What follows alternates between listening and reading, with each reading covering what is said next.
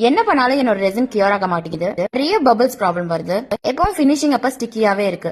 அப்பனா என்னோட ரெசின்ல தான் ஏதோ இஷ்யூஸ். எனக்கு ஒரு நல்ல பிராண்ட் நேம் சொல்லுங்க. இதுதான் பல பேர் என்கிட்ட கேட்கிற கொஸ்டின். நான் உங்களுக்கு எல்லாருக்கும் சொல்றது ஒரே விஷயம் தான். ரெசின் பிராண்ட் மாத்ததுக்கு முன்னாடி நம்ம எல்லாமே ப்ராப்பரா பண்றோமா, கரெக்டான டெம்பரேச்சர்ல ஒர்க் பண்றோமா, கரெக்டான மிக்சிங் பண்றோமா, இது எல்லாமே செக் பண்ணிட்டு அதுக்கப்புறம் பிராண்ட மாத்துறது பெட்டர். இல்லனா எத்தனை பிராண்ட் மாத்தினாலும் இதே ப்ராப்ளம் தொடர்ந்துட்டே இருக்கும். தேவையில்லாம செலவு தான் ஆகும். உங்களுக்கும் ரெசின் ஆர்ட்ட ப்ராப்பரா கத்துக்கணும், அது ஒரு நல்ல பிசினஸா கொண்டு போகணும்ன்ற ஐடியா இருந்ததுன்னா நம்மளோட ஃப்ரீ வெபினார் அட்டென்ட் பண்ணுங்க. அதோட லிங்க் பயோல இருக்கு. ரெஜிஸ்டர் பண்ணிக்கோங்க. என்ன பண்ணாலும் என்னோட ரெசின் கியூர் ஆக மாட்டேங்குது. நிறைய பபிள்ஸ் ப்ராப்ளம் வருது. எப்பவும் ஃபினிஷிங் அப்ப ஸ்டிக்கியாவே இருக்கு.